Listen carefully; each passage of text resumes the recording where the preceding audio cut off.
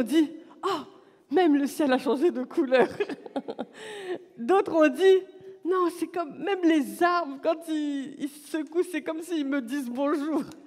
On s'est réveillé dans une autre dimension. On était toujours dans cette terre, mais on n'était plus de cette terre. Amen. Parce qu'on a changé de patrie. Et quand on a ouvert les yeux, dans ce royaume, qu'est-ce que Dieu nous dit? Il dit que dans ce nouveau royaume où tu as ouvert les yeux, comment tu vas vivre dans ce royaume? Par la foi. C'est la foi qui va te permettre de vivre dans ce nouveau royaume où tu es né.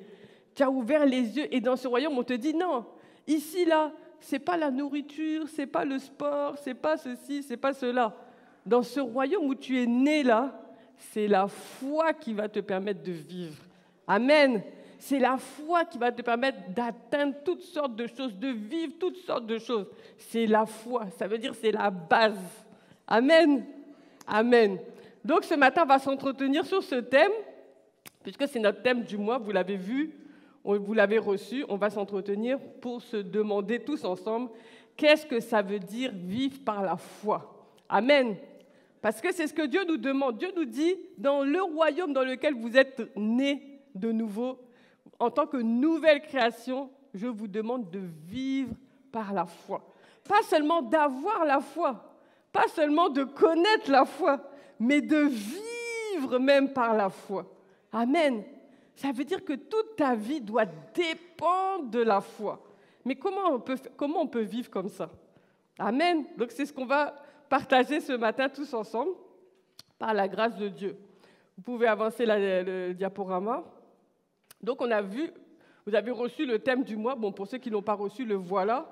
La nouvelle création vit par la foi. Et vous voyez, Dieu, il est tellement bon parce qu'on voit comment Dieu nous conduit mois après mois. Vous voyez, si vous faites attention, vous allez remarquer que tout s'emboîte. Tout s'emboîte. Tous les thèmes s'emboîtent les uns dans les autres. Et Dieu nous prépare, Dieu nous amène quelque part. Amen. Dieu nous amène quelque part. Là, c'est la nouvelle création, vie par la foi. Et tu peux avancer la diapo. Si vous vous souvenez, le thème du mois de février, qu'est-ce que c'était? Qu'est-ce que c'était le thème du mois de février? Amen. Les réalités de la nouvelle création. Et on a parlé de ça, on a eu un message sur ça, on a parlé des réalités. Est-ce qu'on veut les réalités? Est-ce qu'on veut les vérités? Vous vous en souvenez? C'est encore frais quand même. Voilà, c'est encore frais dans nos pensées. On a vu les réalités de la nouvelle création qui sont manifestées par notre union avec Christ. Et là-dedans aussi, on a commencé à parler du thème du mois de mars, sans savoir quel allait être le thème du mois de mars. Et même si on recule encore un peu en janvier, si vous vous souvenez, on a abordé un message, c'était « Osons sauter » ou la marche par la foi du conquérant vainqueur. Est-ce que vous vous en souvenez? Et dans cette marche par la foi du conquérant vainqueur, on a vu que la marche de la foi du conquérant vainqueur, c'est une marche où tout se fait par la foi. Amen. Est-ce que vous vous en souvenez? Levez la main ceux qui s'en souviennent. Ok, merci. Merci pour vos encouragements. Donc ce matin, nos deux versets clés, ça va être Hébreux 10, 38. La Bible dit dans Hébreux 10, 38, « Mon juste vivra par la foi ». C'est-à-dire que le juste de Dieu, celui qui appartient à Dieu, il va vivre par la foi. Ça, c'est ce que Dieu déclare. « Mon juste vivra par la foi ». Mais ce n'est pas fini le verset. « Mais s'il se retire de la marche de la foi, de la vie de la foi, mon âme ne prend pas plaisir en lui. » Dieu dit carrément, s'il se retire de la foi, mon âme ne prend pas plaisir en lui. Ça veut dire que Dieu a son plaisir quand il regarde son enfant et qu'il voit que son enfant vit par la foi. Mais quand on commence à lâcher la foi, Dieu ne prend plus plaisir en nous. Vous voyez, c'est important. Est-ce que vous avez envie que Dieu ait plaisir en vous? La même manière que Dieu vous réjouit, que Dieu vous comble, que Dieu vous fait du bien, vous avez aussi envie que Dieu se réjouisse de vos vies, n'est-ce pas? Et Dieu dit que si on se retire de la foi, on ne lui est plus agréable. Donc ça veut dire que ça demande mon attention. Ça veut dire que c'est un thème qui est important. Ça veut dire que ce n'est pas quelque chose d'accessoire. Parce que sinon, Dieu peut même dire de moi que je ne lui suis plus agréable. Vous voyez comment c'est important, la vie par la foi du chrétien. Donc, notre premier verset clé, donc, c'est celui-là. Mon juste vivra par la foi, mais s'il se retire, mon âme ne prend pas plaisir en lui. Hébreux 11:6, le deuxième. Or, sans la foi, j'attends la suite. Or, sans la foi, il est impossible. Là, ça va encore plus loin. Sans la foi, il est impossible de lui être agréable. Car il faut que celui qui s'approche de Dieu croit que Dieu existe et qu'il est le rémunérateur de ceux qui le cherchent. Amen. Donc, sans la foi, si on est devenu chrétien, mais qu'en chemin, notre foi s'est un peu envolée, c'est un peu effritée, il est impossible de lui être agréable. Amen. Donc, c'est sur ces deux versets-là qu'on va se baser. Et on va commencer par voir ce que la foi n'est pas. Ce que la vie par la foi n'est pas. Quand on dit qu'on vit par la foi, qu'est-ce que ça n'est pas? Et après, on va voir évidemment qu'est-ce que c'est. Amen. On y va ensemble? Alors, premier point. Qu'est-ce que la vie par la foi n'est pas? Tu peux mettre la diapositive? Voilà, ce que la vie par la foi n'est pas, bon, ça bug un peu, c'est pas grave, c'est prendre des décisions soi-même, ça c'est le premier point, prendre des décisions soi-même et dire derrière que je vis par la foi. Est-ce que ça vous parle? On prend des décisions, on fait des choix, et puis on dit non, je vis par la foi. Non, ça c'est ma vie par la foi, c'est parce que je vis par la foi, je fais ça. C'est la foi, c'est ma foi. Est-ce que vous avez déjà rencontré ce genre de discours? Voilà, je pense que ça nous parle. Donc, qu'est-ce que ça veut dire? Ça veut dire que je décide quelque chose. Je dis, bon, par exemple, voilà, j'ai envie d'aller aux États-Unis. Et non, je vais aller aux États-Unis par la foi. Non, je vais y aller par la foi. Comme je suis enfant de Dieu, là, par la foi, je vais aller aux États-Unis. Est-ce que ça, c'est vraiment la foi? Est-ce que c'est ça, vivre par la foi? Est-ce que c'est ça que Dieu nous demande de faire? D'avoir des idées, de prendre des décisions et puis de dire, proclamer simplement, ça va se passer parce que je l'ai dit, ça va se passer parce que j'ai la foi. Ce n'est pas comme ça, mes amis. Ça, ce n'est pas la vie par la foi. Et souvent, nous, les enfants de Dieu, on se trompe parce qu'on prend ce genre de souhaits, parce que c'est des souhaits, on prend nos souhaits et on dit que c'est ça la foi. Non, j'ai la foi. J'ai la foi parce que j'avais envie de ça, je proclame et ça va se passer et je dis que je vis par la foi comme ça. Et ça peut aller très loin. Et je vous assure que j'ai vu toutes sortes de choses dans ce sens. Vous savez, le monde appelle ça comment? La présomption.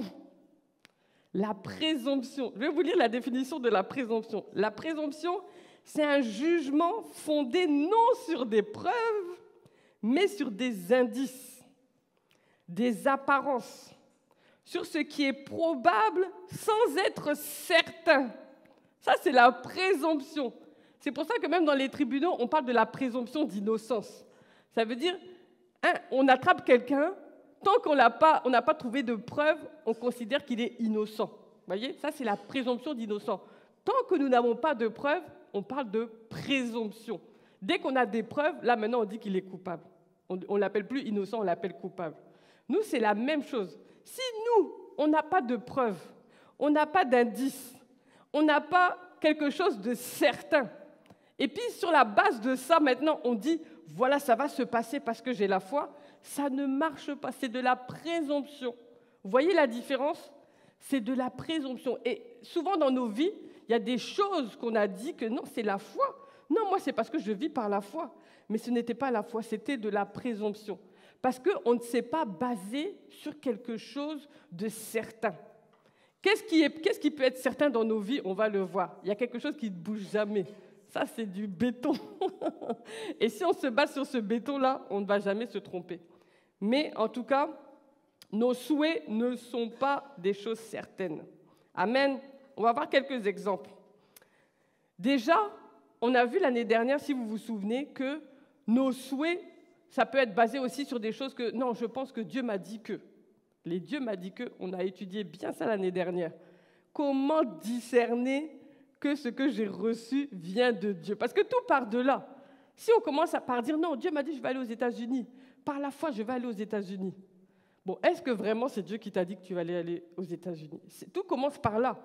Donc, on a eu des enseignements pour savoir comment discerner que ce que tu penses avoir reçu vient de Dieu. Et si vous n'étiez pas là, je vous encourage à aller regarder sur Internet, RMCCIE France, il y a tous les messages là-bas, et réécouter. Quels sont les critères qui vont faire qu'on va discerner que ce que j'ai reçu vient de Dieu? Parce qu'il y a des critères clairs. Un des critères clairs, c'est la parole de Dieu. Si tu regardes dans la parole, et puis ce que tu as reçu contredit la parole, ce n'est pas de Dieu.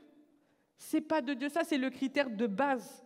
Ce n'est pas de Dieu. Si ce que tu dis contredit la parole, il n'y a pas d'exception. Il n'y a pas d'exception. Ça contredit, ce n'est pas de Dieu. Amen.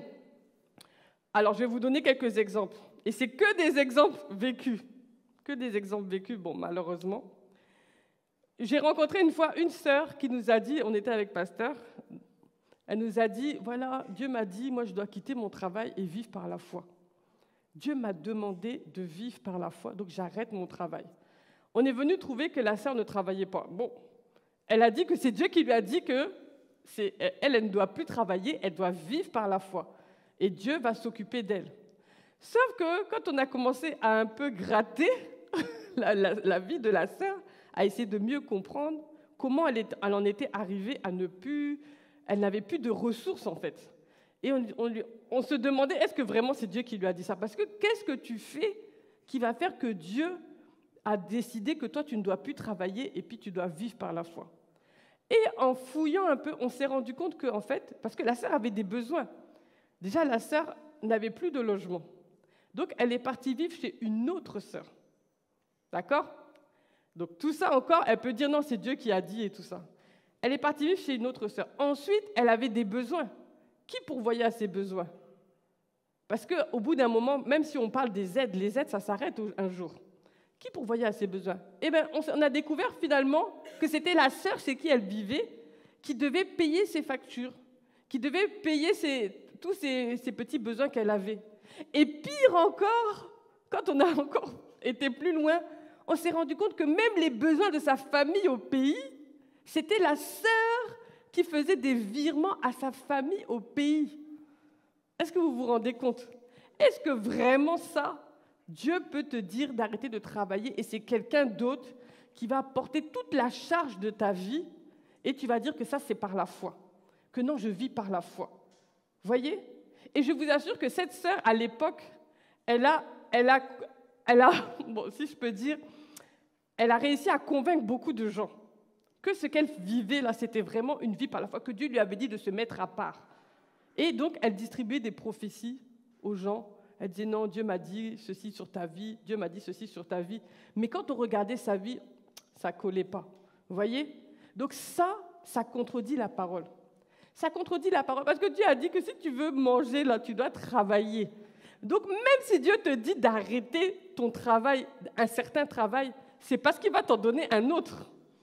Voilà, il va te donner un autre travail. Et c'est ce travail-là qui va pourvoir à tes besoins. Amen.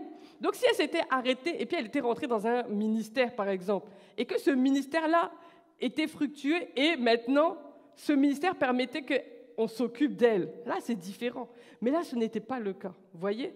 Donc ça, c'est une présomption. La sœur ne voulait plus travailler et elle a mis ça sur le compte de Dieu. Et il y a beaucoup de gens comme ça qui se promènent. Donc, discerner, est-ce que ça peut venir de Dieu? Faites attention, parce que ça, c'est les souhaits. Un autre exemple. Vous savez, malheureusement, il y a des sœurs, il y a des couples qui attendent un enfant, leur premier enfant. L'enfant ne vient pas. Et on a entendu toutes sortes de messages, voilà, on entend des exhortations et tout sur la foi, il faut proclamer, l'enfant va venir, etc. Et il y a beaucoup on a rencontré, je vais prendre un exemple concret, on a rencontré une sœur qui vraiment était dans la peine par rapport à ça. Et elle nous a dit, voilà, moi, par la foi, j'ai acheté tous les vêtements de l'enfant.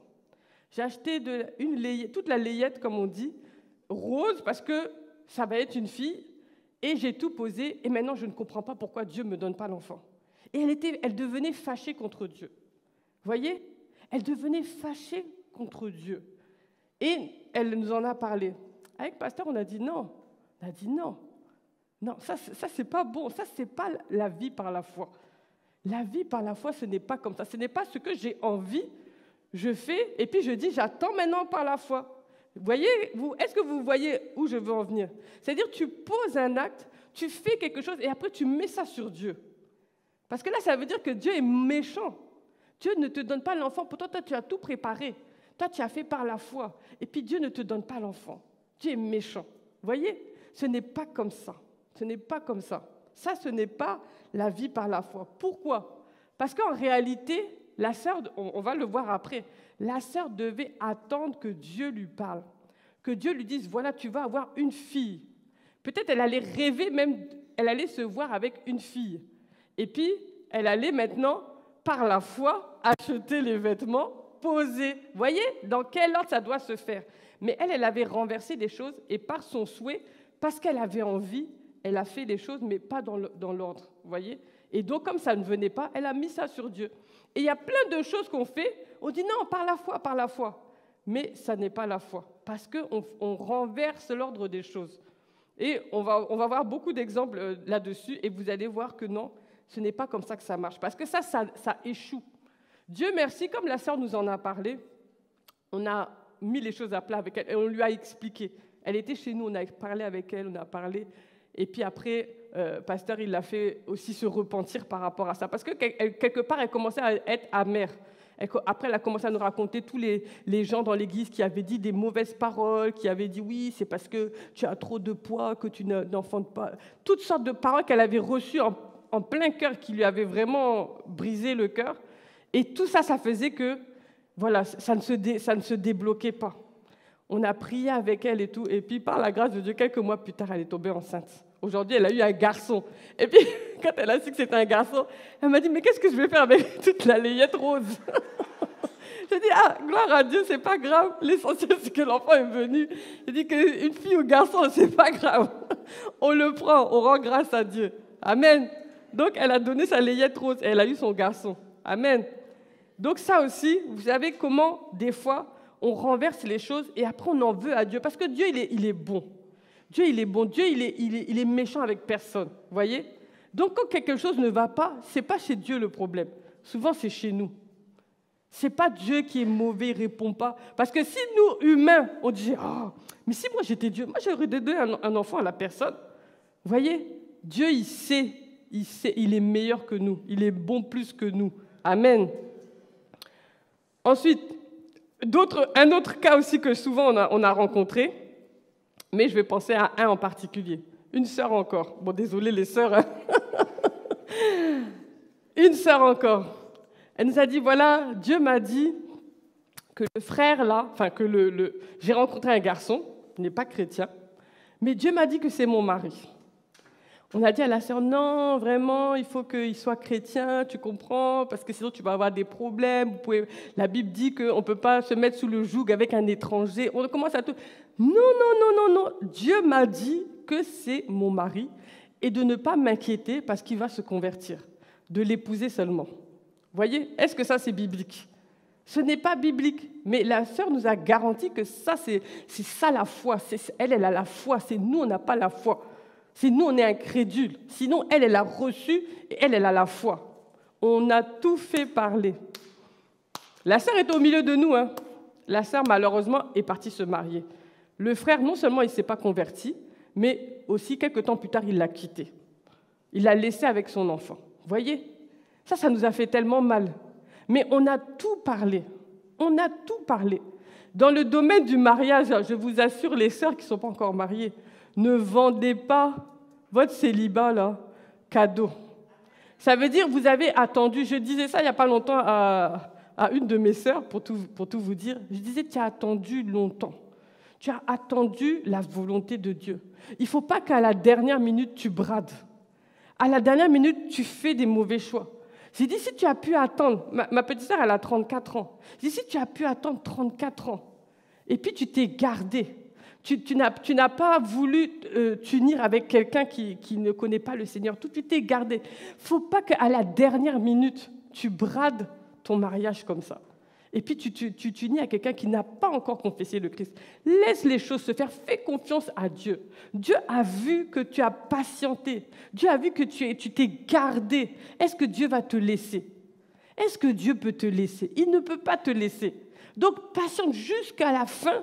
Et laisse la personne va se convertir, laisse la personne va aller se faire baptiser toute seule et après vous allez vous marier. Il n'y a pas de problème.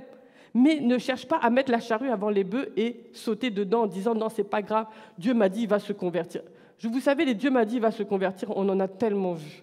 On en a tellement vu. Je parlais avec une tante qui me disait que non, que le petit ami de sa fille, là, il venait même à l'église avec eux. Il venait à l'église, il participait au programme, tout. Ah oui, c'est bien l'église. Ah, c'est bien votre assemblée. Ah, c'est bien votre foi, ça m'intéresse. Il a tout fait. Il était 100% open, comme on dit. Il était open à la foi. Ils sont mariés, ils ont eu un enfant. Voilà que la sœur a eu un cancer. Ça, c'est des histoires vraies dont je vous parle. Hein. C'est pas des... La sœur a eu un cancer. Le garçon en question, là, il est parti. Vous voyez, ça, c'est tellement horrible, quoi.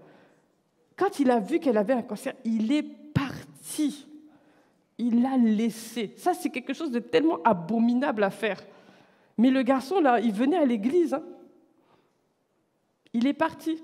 Il l'a laissé avec son cancer. Par la grâce de Dieu, elle s'en est sortie. Elle a été guérie. Et elle a continué sa vie chrétienne. Mais si on lui demande à cette sœur, est-ce que tu es prête à recommencer? Si on lui demande même de venir témoigner ici pour vous expliquer, pour expliquer aux sœurs qui ne sont pas mariées, ne vous mariez pas avec quelqu'un qui n'a pas confessé Christ. Elle va le faire avec des larmes, voyez, parce que ça lui a coûté cher, ça lui a coûté très cher. Donc faites attention, la vie par la foi, ce n'est pas faire des choix et puis dire après, non, c'est parce que je vis par la foi. Comme Dieu m'aime, tout va bien se passer. Non. Si Dieu nous aime et puis tout va bien se passer, là, personne n'ira en enfer. Personne n'ira en enfer parce que Dieu aime les gens. Dieu ne veut même pas qu'un seul se perde. Pourtant, on sait qu'il y a des gens qui vont aller en enfer. Le diable va séduire des gens, ils vont aller en enfer. Donc l'amour de Dieu pour nous ne va pas nous empêcher de faire des erreurs. Vous voyez? Dieu ne va pas nous venir le jour du mariage et puis te tirer, et puis il va mettre sa main sur ta bouche pour pas que tu dises « oui, je le veux ». Non, tu vas te marier. Mais après, tu vas subir aussi les conséquences. Donc, attention, la vie par la foi. Et vous savez, Dieu est bon parce que même quand Dieu nous demande quelque chose, même si on dit « oui, Dieu m'a dit quelque chose, Dieu m'a dit fais quelque chose de vraiment extraordinaire », eh bien, Dieu, dans son amour, il confirme les choses. Vous voyez, on a vu ça. Dieu confirme les choses. Dieu ne te dit pas quelque chose, hop, et puis après, il te laisse te débrouiller. C'est-à-dire, même si Dieu te dit de faire quelque chose peut-être d'étonnant, Dieu va confirmer les choses. Et tu auras des preuves. Parce que sinon, on reste dans la présomption. Mais pour sortir de la présomption, il te faut des preuves. Il te faut des vraies preuves. Et quand tu engages ta vie, peut-être tu engages ta famille, tu engages tes enfants, il te faut des vraies preuves. Tu ne peux pas aller et dire, non, c'est par la foi, tout va bien se passer. Non. Et Dieu est sage. Dieu est sage et il nous a demandé, nous aussi, d'être sages comme lui. Donc Dieu va te donner des preuves. Il n'a pas de problème avec ça. Tu peux lui demander, même quand tu reçois quelque chose, même dans la Bible, dis, Seigneur, prouve-le-moi. Dieu va te donner des autres versets qui vont prouver ce que tu as reçu. Vous voyez? Et même dans les situations, Dieu va te prouver que ce qu'il a dit, ça vient de lui. Le jour où Dieu m'a dit, oui, quitte ta vie en France et puis va habiter au Burkina. Vous croyez que j'ai dit, ah oui, pas de problème? J'ai pas dit, ah oui, pas de problème. Je dis, hein? Est-ce que ça vient de Dieu? Ça, c'était ma première question. Moi, j'avais signé un CDI, j'avais acheté mon studio, j'étais engagée dans mon église, j'avais ma petite vie. Et puis, j'étais de passage au Burkina en vacances, enfin, je faisais un stage. Et pendant ce stage, j'étais à l'église, à notre siège. J'étais là en train d'essayer de suivre l'étude biblique. Impossible. J'essaye de suivre l'étude biblique, impossible. Mes pensées vont à droite, à gauche. Vous savez, il y a des fois, vous essayez de vous concentrer, et puis ça ne marche pas. J'essayais de me concentrer, et puis Et puis Dieu il m'a emmené dans mes pensées. Il m'a remontré, voilà, tu vois, ta vie, tu étais à Amiens, tu as fait ci, tu as fait ça. Après, tu t'es retrouvé en Alsace, tu as vécu. Et puis, il me remontrait toute ma vie comme un film. Et puis, il dit, voilà, il me montre. Et puis, c'était intéressant, quoi. Donc, je revoyais, ah oui, c'est vrai, il m'est arrivé ça, oui, c'est vrai. Et puis, il dit, voilà, et la suite, ben, c'est ici. Oh, ça, c'est quoi? Dieu m'a dit clairement, la suite de ton chemin, c'est ici au Burkina. Parce que j'étais au Burkina. Et là, j'ai dit non, c'est pas possible. Mais c'était tellement évident, parce que quand on regardait tout ce qui s'était passé, on voyait qu'effectivement, en mis bout à bout, ce que je ne m'étais jamais rendu compte, mais que mis bout à bout, c'était comme un film, et la suite de ce film se déroulait maintenant au Burkina.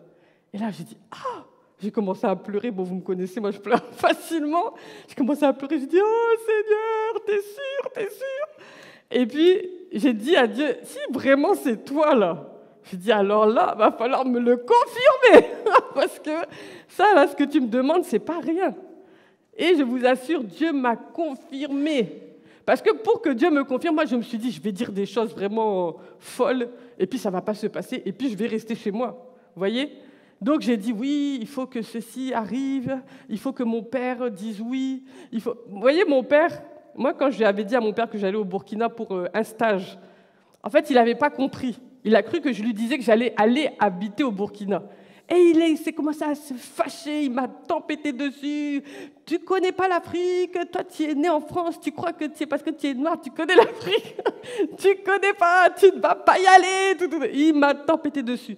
Et puis, moi j'étais là, j'étais triste. Et puis à un moment, quand il parlait, je dis, attends, papa, moi je ne vais pas pour habiter là-bas, hein. Je vais juste pour un stage. Oh, vous voyez? Et puis il s'est calmé tout de suite. Il a dit non, si c'est pour un stage, il n'y a pas de problème. Non, le Burkina Faso même, c'est un bon pays. Et puis il m'a dit, oui, j'ai fait le sport, je suis partie là-bas, j'avais des amis du Burkina. Non, vas-y. Donc quand Dieu m'a dit ça, j'ai revu la scène de mon père. J'ai dit, alors là, jamais il va accepter. Donc parmi les choses que j'ai dit à Dieu, j'ai dit, il faut que mon père là accepte. Vous voyez? Et puis dans mon église, moi j'étais engagée. Et puis je savais que dans mon église, vous savez, à l'époque, les sœurs, on n'était pas trop libérées comme aujourd'hui, on va dire. Et je savais que voilà, une petite jeune qui vient, qui dit Dieu m'a dit ça, personne ne va la croire. Vous voyez? N'en parlons pas, une petite jeune africaine, on va dire, qui vient dire Dieu m'a dit, je savais que personne n'allait me croire. Donc j'ai dit à Dieu, mes pasteurs là, il faut qu'ils reconnaissent que ça là, ça vient de Dieu. Mais tout en sachant que c'était impossible en fait. Donc j'ai dit ça, j'ai dit à Dieu, il me faut l'argent. Parce que moi, je ne veux pas venir ici mendier mon pain. Donc il me faut l'argent qui va avec ce déplacement. J'ai donné toute une liste de choses. Ah, Dieu était trop fort. Première chose, j'ai été voir mon père. Il dit, oui, papa, bon, j'ai un truc à t'apprendre. J'étais prête à me prendre la foudre. J'ai dit, voilà, vraiment, bon, j'ai à cœur, vraiment, je vais aller en Afrique. Je vais aller au moins pour 2 ans. Et voilà, je vais m'installer là-bas au moins 2 ans.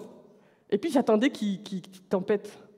À ma grande surprise, de manière si extraordinaire, mon père n'a rien dit. Il a continué à faire ce qu'il faisait. Il a dit, ah d'accord. Et puis, il a fait. Je dis, mais qu'est-ce que c'est que cette scène-là? C'est pas possible. Et puis, c'est moi-même, j'ai été grattée. Je dis, non, mais t'as compris, non? T'as compris? J'ai dit, je vais partir. J'ai voulu qu'il parle. Il a dit, oui, ah, ok, non, bon, ok. Ah, je dis, mais est-ce que lui, c'est mon père? Vous voyez, c'était fou, en fait, c'était incroyable. Je me disais, non, mais ça... Et dans mon cœur, Dieu disait, tu vois? Je dis, non, mais c'est pas possible quand même, c'est pas possible. Bon, mais... Donc, j'ai laissé comme ça, et puis j'ai dit, bon. Et puis, quand j'ai dit ça à ma mère, bon, elle était d'accord. Elle a dit, non, moi, je savais que tôt ou tard, toi, là, tu allais partir quelque part avec ton Dieu, servir le Seigneur. Elle a dit, non, moi, il n'y a pas de problème. Et point après point, comme ça, Dieu a confirmé. Même mes pasteurs, ils ont donné leur aval. Ils ont parlé, tout.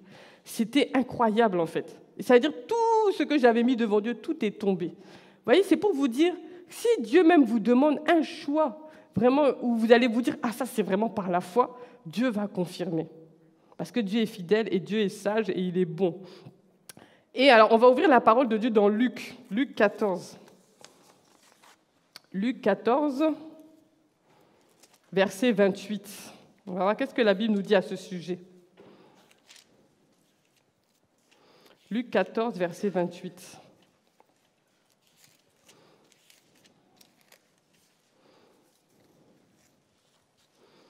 Alors, car lequel de vous, s'il veut bâtir une tour, ne s'assied d'abord pour calculer la dépense et voir s'il a de quoi la terminer, de peur qu'après avoir posé les fondements, il ne puisse l'achever, et que tous ceux qui le verront ne se mettent à le railler, en disant « Ah, cet homme a commencé à bâtir, il n'a même pas pu achever. » Ou quel roi, s'il va à la guerre à un autre roi, ne s'assied d'abord pour examiner s'il peut, avec 10 000 hommes, marcher à la rencontre de celui qui vient l'attaquer avec 20 000. S'il ne le peut, tandis que cet autre roi est encore loin, il lui envoie une ambassade pour demander la paix. Ainsi donc, quiconque d'entre vous ne renonce pas à tout ce qu'il possède ne peut être mon disciple. Amen. Qu'est-ce qu'il est écrit là-bas?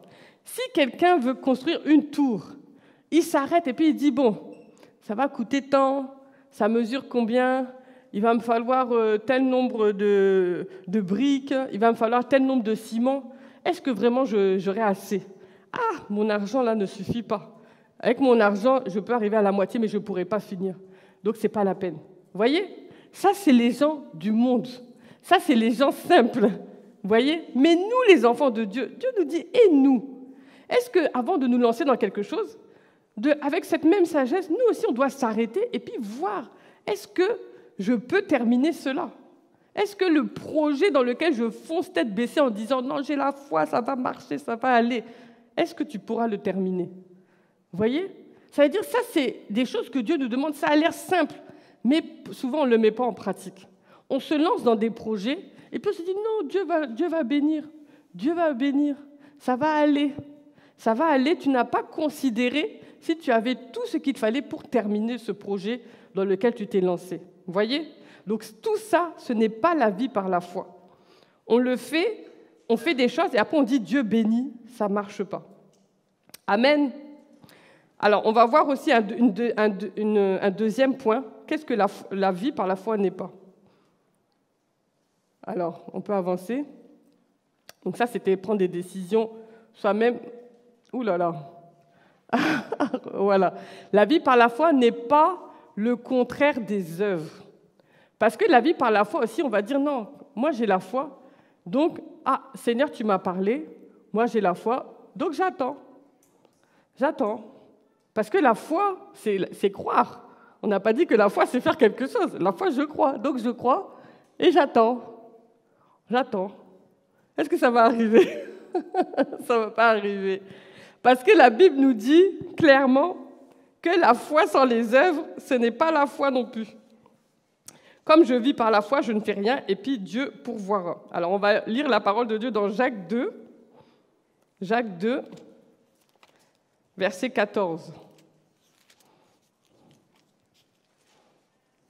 Jacques 2, verset 14. Qu'est-ce que la Bible nous dit? Mes frères, que sert-il à quelqu'un de dire qu'il a la foi s'il n'a pas les œuvres? La foi peut-elle le sauver? Alors après, il donne un exemple. Si un frère ou une sœur sont nus et manquent de la nourriture de chaque jour, et que l'un d'entre vous leur dise « Allez en paix, chauffez-vous et vous rassasiez », et que vous ne leur donniez pas ce qui est nécessaire au corps, à quoi cela sert-il? Il en est ainsi de la foi. Si elle n'a pas les œuvres, elle est morte en elle-même. Mais quelqu'un dira, toi tu as la foi, et moi j'ai les œuvres. Montre-moi ta foi sans les œuvres, et moi je te montrerai la foi par mes œuvres. Amen. Donc la Bible nous dit que la foi sans les œuvres, ce n'est pas la foi en réalité. C'est-à-dire que même si tu crois, il y a des œuvres qui vont s'attacher à ta croyance. Il y a des œuvres qui vont avec ta foi. Il y a des œuvres que tu dois poser pour atteindre la chose que Dieu t'a donnée et pour laquelle tu as la foi maintenant. Vous voyez? Donc c'est tout un processus. Et si on est ignorant de ça, là encore, on va s'arrêter, on va dire « Ah, moi depuis, ça fait 5 ans j'attends, il ne se passe rien. Et on va dire, ah, Dieu n'est pas gentil, Dieu est méchant, parce que Dieu n'a pas exaucé, Dieu n'a pas fait.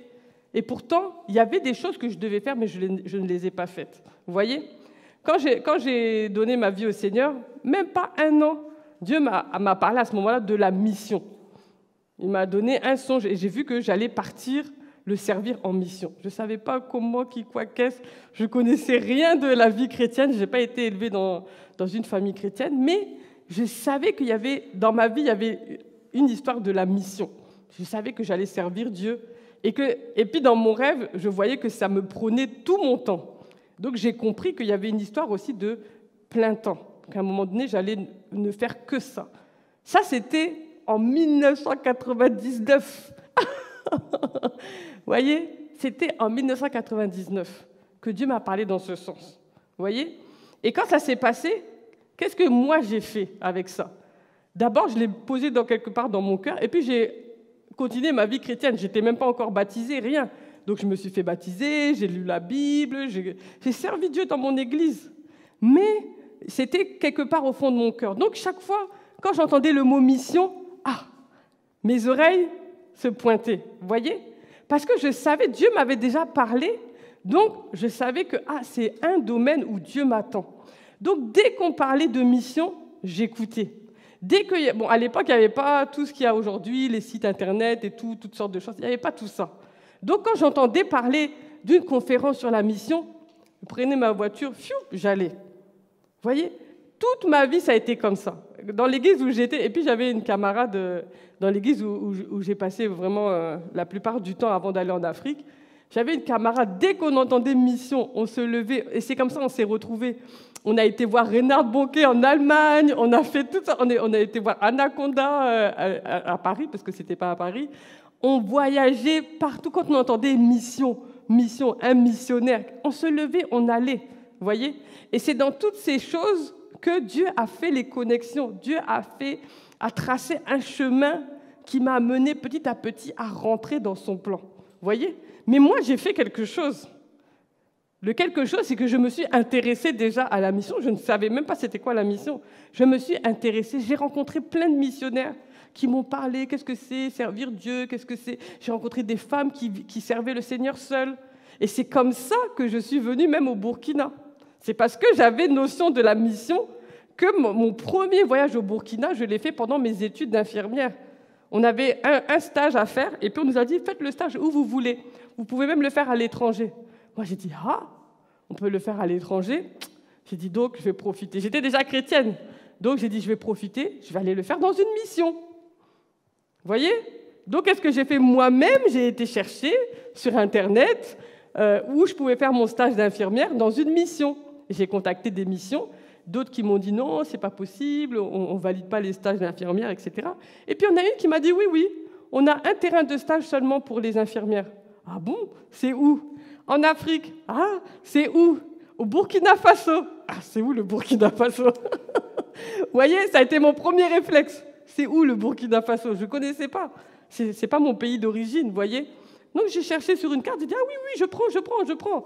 Parce que je me disais, non, c'est une expérience pour la mission, parce que je sais qu'un jour, j'irai en mission. Vous voyez ? Ça, c'était mes œuvres à moi. Et là encore, Dieu a confirmé.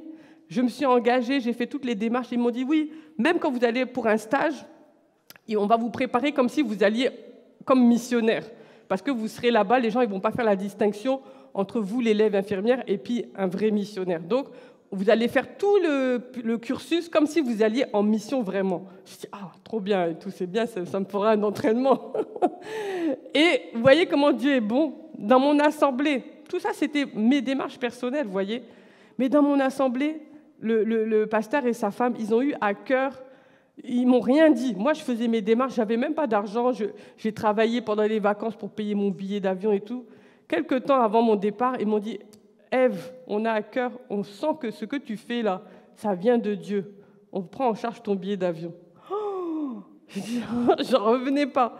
À l'époque, c'était pas comme maintenant. Hein. Il n'y avait pas des low cost, c'était moins cher et tout. C'était cher, les billets d'avion, c'était Air France. Vous voyez ? Et ils m'ont payé mon billet d'avion. Et ça m'a touchée parce que j'ai dit, ah, donc il y a des autres personnes qui voient que vraiment c'est Dieu qui m'a parlé. Vous voyez ? Tout ça, c'était des confirmations. C'était au tout début, mais c'était des confirmations. Donc, c'est pour vous dire, même dans la vie par la foi, il y a aussi des œuvres. Il y a des œuvres qu'on doit poser. Il y a des actes qu'on doit poser. Si tu crois vraiment que c'est Dieu qui t'a parlé, il y a des choses que tu dois faire. Et Dieu va te conduire. Il va t'inspirer les différentes choses que tu dois faire qui montrent que tu crois à ce que Dieu t'a dit, de ce à quoi il t'appelle. Amen. Dans le domaine de la santé, plusieurs fois, on se dit « Ah ben non, moi comme j'ai la foi, je ne vais pas chez le docteur parce que comme j'ai la foi, je ne vais pas chez le docteur, quoi. Je ne me fais pas soigner. » Vous voyez, ça souvent, moi la première, je vous dis tout de suite, moi la première, on se dit « Ah ouais, mais si j'ai la foi et que je vais voir le docteur, ça annule la foi quand même. » Ça, c'est un combat qu'on a, mais ce n'est pas un bon combat, vous voyez. Parce que la vie par la foi n'annule pas aussi, encore une fois, les œuvres. Ce n'est pas le contraire. Ce n'est pas comme je crois, je ne fais rien. Vous savez, il y a beaucoup de maladies, et je le dis en connaissance de cause, il y a beaucoup de maladies, je vous assure que la santé là, ne peut pas guérir ces maladies. En fait, il y a beaucoup de maladies que vous avez. Vous savez, même, vous prenez une grippe. Vous savez qu'on ne peut pas soigner une grippe? Est-ce que vous savez ça? La médecine ne peut pas soigner une grippe. On va laisser votre corps guérir de la grippe et on va vous aider avec les symptômes de la grippe. On va calmer les symptômes de la grippe, mais c'est votre corps qui va lutter contre la grippe. Votre corps, il a le potentiel de guérison. Dieu nous a fabriqués avec un potentiel de guérison. Quand il y a quelque chose qui défaille, notre corps, il se met au travail et il va éliminer la maladie lui-même. Maintenant, là, qu'est-ce que la santé vient faire? La santé, la plupart du temps, elle vient aider le corps à faire son travail. Ou alors, elle va calmer les symptômes, elle va dire « Chut, la fièvre, baisse la fièvre, tout. » Mais en réalité, même la fièvre, bon là, c'est un autre débat, mais même la fièvre, en fait, est bénéfique. Parce que votre corps monte en température pour tuer les bactéries, en réalité. Donc, si vous vous amusez à tout le temps casser la fièvre, vous allez guérir, mais encore plus longtemps. Autrefois, quand les gens n'avaient pas de paracétamol, ils laissaient la fièvre monter, avec tous les risques que ça encourt, c'est vrai, mais ils guérissaient plus vite. Bon, bref, ça, c'est un autre débat. Donc, c'est pour dire qu'il y a beaucoup de maladies, la santé ne peut pas les guérir. Vous voyez? Elle ne peut pas les guérir. L'hypertension, on ne peut pas la guérir. On ne peut que la calmer. On ne peut que la juguler. Le diabète, on ne peut pas le guérir. À moins qu'on vous greffe un nouveau pancréas. Vous voyez? Donc, vous voyez, la médecine, là, ce n'est pas le contraire de la foi. Ce n'est pas le contraire. J'aime un homme de Dieu qu'on connaît tous, Kenneth Hagin. Lui, il a vécu, il était au bord de la mort. Et il a dit que si lui, il n'avait pas pris les médicaments qui l'ont amené jusqu'au jour où Dieu l'a guéri, là, lui, il allait être mort. Il allait être mort, vous voyez? Parce que les médicaments vont vous permettre d'atteindre le jour là où vous devez recevoir votre guérison, votre vraie guérison. Vous voyez? Donc la foi là n'est pas le contraire des œuvres. Il y a des œuvres, même dans la santé. Parfois Dieu va vous conduire. Et puis c'est là qu'il faut être à l'écoute du Saint-Esprit. Il y a des fois Dieu va vous dire « Non, calme-toi, reste là. Tu vas voir ta guérison tout de suite. » Et puis des fois tu ne reçois rien. Tu ne sais pas ce que tu dois faire. Va chez le médecin. Va chez le médecin, prends le traitement qu'il te dit de prendre là, et puis continue de prier. Dis, Seigneur, moi je prends ces médicaments-là, mais je sais que ces médicaments ne peuvent pas me guérir. Donc je continue de prier. Et un jour, on te contrôle, on dit, ah, mais vous n'avez plus rien. Ah bon? Pourtant, je continue de prendre des médicaments. Oui, vous prenez, mais en réalité, vous les prenez pour rien. Vous n'avez plus rien. Amen. Je suis guéri. Vous voyez? La santé, la médecine a fait quelque chose, mais c'est Dieu maintenant qui te guérit. Même les médecins le disent. Quand ils arrivent, il y a certains cas, ils disent « Vous croyez en Dieu ?» Souvent, hein. Moi j'ai travaillé au bloc opératoire. « Vous croyez en Dieu ?» Oui, je crois. Ah, il faut prier en tout cas. Il faut prier votre Dieu là. Parce que nous-mêmes, on sait qu'on est limité. On ne pourra pas faire plus que ce qu'on a fait. Et puis on sait que ce qu'on va faire là ne peut pas aller jusqu'au bout. Vous voyez? Et ça, on le reconnaît. La médecine reconnaît ses limites. Donc, c'est Dieu qui guérit et la médecine ne vient qu'en plus. Donc, ce n'est pas le contraire de la foi que d'accepter des soins. Amen. Donc, ça aussi, c'est la vie par la foi, ce n'est pas ça. Donc, dans le domaine aussi de la prospérité, Deutéronome 2, verset 7, je lis la parole de Dieu pour vous. « Car l'Éternel, ton Dieu, t'a béni dans tout le travail de tes mains. Il a connu ta marche dans ce grand désert. Voilà 40 années que l'Éternel, ton Dieu, est avec toi et tu n'as manqué de rien. » Amen. Je lis un deuxième verset, Psaume 90, verset 17. « Que la grâce de l'Éternel, notre Dieu, soit sur nous. Affermis l'ouvrage de tes mains. » Oui, affermis l'ouvrage, de nos mains, affermis l'ouvrage de nos mains. Vous voyez? Qu'est-ce qu'on dit à Dieu? On dit à Dieu, voilà ce que je fais, voilà mon travail, voilà ce que je fais. Et maintenant, Dieu va affermir l'ouvrage de nos mains. C'est-à-dire, on va faire quelque chose et Dieu va affermir ce qu'on fait. Vous voyez? Mais si on ne fait rien, Dieu n'a rien à affermir. Non, Dieu m'a parlé, je vais devenir une grande femme d'affaires. Mais où est ta première affaire d'abord? Vous voyez? C'est pas compatible en fait. Tu as des œuvres à poser. C'est pour ça qu'on a mis la diapo avec les gants de travail. Dieu va affermir ce que toi déjà tu vas faire. Tu vas faire quelque chose et Dieu va l'affermir. Et souvent c'est ça la clé de la prospérité. Dieu multiplie ce qu'on a. Mais si on n'a rien, Dieu ne peut pas le multiplier. Vous avez vu, Jésus, il a multiplié les pains et les poissons, mais c'est parce qu'il y en avait. Il a demandé, mais il n'y a pas à manger, il n'y a pas à manger. Il aurait pu directement faire la prière, et puis le pain allait descendre, le poisson allait descendre du ciel. Ça, Jésus peut tout faire. Mais il n'a pas voulu comme ça. Il a dit, cherchez, il n'y a pas à manger là, il n'y a pas à manger. Il a dit, bon, franchement, il y a juste un petit là, avec 5 pains, 2 poissons. Il a dit, non, c'est bon, amenez. Lui, il savait que le quelque chose qu'on a là, lui, il le multiplie. Amen. Et ça, c'est une des clés de la prospérité. Donc, la foi, ce n'est pas je fais rien, j'attends et Dieu va faire. Même dans le domaine de la prospérité, dans le domaine de la santé, dans le domaine des projets, Dieu nous demande de faire quelque chose et c'est à nous de chercher ce que Dieu nous demande de faire. Amen. Alors maintenant, on va voir la vie. Qu'est-ce que la vie par la foi est?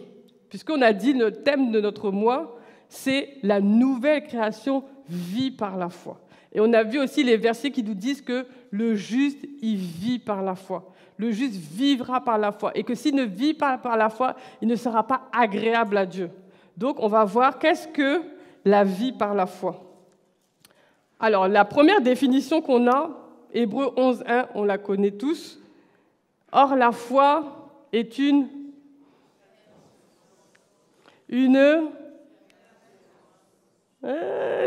j'entends pas bien là. Alors, la foi est une ferme assurance, une démonstration des choses qu'on ne voit pas, des choses que l'on espère. Amen. La foi est une ferme assurance des choses qu'on ne voit pas, des choses que l'on espère. Amen. Donc, ça, c'est la première définition que la parole de Dieu nous dit. On a vu l'année dernière, à plusieurs reprises, et même l'année encore d'avant, le mécanisme de la foi. Je vais vous faire juste un petit rappel, et ça va vous rafraîchir la mémoire.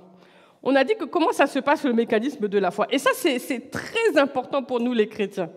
Parce que c'est notre base. Encore une fois, c'est notre base, la vie de foi. Et si on se trompe, on n'a pas compris la foi, on va avoir une vie chrétienne de frustration. Parce qu'on va se dire, non, moi je crois en Dieu, mais il ne se passe rien. Je crois en Dieu, mais mes prières ne sont pas exaucées. Je ne vois rien, il ne se passe rien, Dieu ne fait rien. Vous voyez, ça sera, si on n'a pas compris la foi, voilà ce qui va se passer. Donc, qu'est-ce qui se passe? La foi commence par un objet d'espérance. Ça veut dire, on espère quelque chose. On veut quelque chose. On espère que quelque chose se passe. Donc, c'est le point de départ. On a un objet d'espérance, on veut quelque chose. Ensuite, qu'est-ce qu'on va faire? On est des chrétiens, on a un Dieu, on va s'adresser à notre Dieu. On va dire, Seigneur, voilà ce que je veux. On va commencer à prier.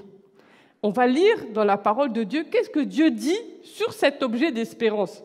Bon, il y a des objets d'espérance qui ne sont pas dans la Bible. Hein. Si vous dites, je veux aller en Chine, la Chine n'est pas dans la Bible. Mais la Bible parle des voyages, la Bible parle de ce qu'on peut faire, etc. Donc, vous allez commencer à chercher qu'est-ce que la parole de Dieu dit au sujet de mon objet d'espérance. Je veux me marier. La Bible parle du mariage. Je veux travailler. La Bible parle du travail. Je veux, je ne sais pas, entreprendre. La Bible parle de l'entrepreneuriat. Je vais regarder dans la Bible, qu'est-ce que la Bible dit. Et puis, je continue de prier. Seigneur, je veux cette chose. J'espère avoir cette chose. J'ai vérifié que c'est biblique aussi.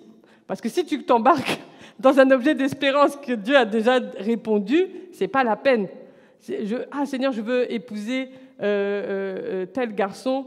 Bon, voilà, il a une autre foi que la mienne. Je veux l'épouser. Seigneur, dis-moi ta volonté. Oui, Seigneur, il ne parle plus. Hein. Il va dire, ouvre la Bible. Il y a ma réponse dedans. Ouvre la Bible. Là, tu n'as pas besoin de te fatiguer. Ouvre la Bible. La réponse est claire. Vous voyez? Mais maintenant, on parle du cas où la Bible ne répond pas clairement. Est-ce que je dois aller en Chine l'année prochaine? Ce n'est pas marqué dans la Bible. Donc, j'ai besoin que Dieu me réponde clairement, personnellement. Amen. Donc, j'ai mon objet d'espérance et puis je suis là, j'ai lu dans la parole de Dieu, qu'est-ce que la parole de Dieu dit à ce sujet? Et puis, je prie. Un beau jour, Dieu me fait grâce, je reçois une réponse. Comment on reçoit la réponse? Ça aussi, on a expliqué. Ça peut être de toutes sortes de manières. Dieu peut te parler dans la Bible. Tu peux recevoir, tu lis un passage que tu as déjà lu et puis, boum, il y a un verset, c'est comme si tu reçois la révélation de ce verset. Et quand tu lis ce verset, tu sais que là, ce jour-là, tu le lis pour toi. C'est ta réponse comme ça. Tu l'as déjà lu, mais ce jour-là, quand tu le lis là, ça te parle. Ça, c'est ma réponse comme ça. Ou bien tu parles avec quelqu'un, et puis la personne raconte, et puis elle commence à raconter ton problème, sans savoir que c'est ton problème. Et puis, elle te donne la réponse du Seigneur comme ça. Je dis, vraiment, quand la sœur m'a parlé là, c'est comme si c'est Dieu qui me parlait. C'était Dieu qui te parlait, effectivement. Tu as reçu ta réponse. Des fois aussi, tu peux faire un songe.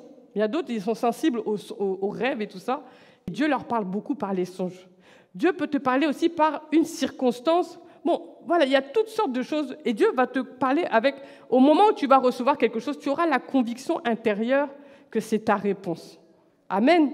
Donc là, tu as un objet d'espérance et tu as reçu une réponse.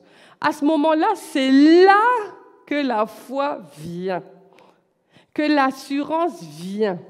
Parce que tu espérais quelque chose et tu es arrivé maintenant à l'étape de croire en la chose, d'avoir la foi que cette chose-là, Dieu non seulement veut, mais Dieu va la faire. Dieu va t'exaucer, Dieu t'a exaucé même. Mais sauf que son exaucement, là, il est dans les cieux. C'est comme on a vu la vérité de Dieu, il y a les vérités, il y a ce que Jésus a fait, et maintenant, par la foi, là, on amène ça dans nos réalités du quotidien. Donc Dieu a donné la chose. Dieu t'a donné l'exaucement. Maintenant, tu veux que la chose se manifeste dans ta vie. Mais sinon, Dieu t'a déjà dit oui. Vous voyez? Et il t'a dit oui à toi. Il n'a pas dit un oui général. C'est à toi, il a dit un oui personnel. C'est pour ça qu'on appelle ça le réma. Parce que la parole de Dieu, elle dit que tout le monde est sauvé. Mais ça, c'est en espérance. Maintenant, pour être toi-même sauvé, il y a quelque chose que toi, tu dois dire, tu dois faire pour que le salut devienne tien. Et là, à ce moment-là, c'est ton réma. Donc, c'est la même chose. Tu dois avoir ton propre réma dans ta propre situation. Tout le monde, Dieu a dit que tout le monde doit se marier. Mais toi, tu pries, tu ne vois pas le mari. Un jour, tu pries et puis Dieu te donne une parole précise. Il te dit, voilà, ton mari là viendra de tel endroit ou quelque chose. Là, ta foi, maintenant, a un objet. Vous voyez? Là, maintenant, ta foi a quelque chose de solide. Là, maintenant, tu as une ferme assurance. Tu dis, non, moi, je sais, je vais me marier, en tout cas. Parce que, voilà ce que Dieu m'a dit sur mon mariage. Là, maintenant, tu as une ferme assurance. Et maintenant, tu ne pries plus pour avoir la chose. Maintenant, tu déclares la chose et puis tu rends grâce pour la chose. Parce que tu sais que la chose, elle est déjà là. Maintenant, elle doit se manifester. Amen. Donc ça, c'est le mécanisme de la foi. Vous voyez que pour la foi, on ne peut pas partir de rien.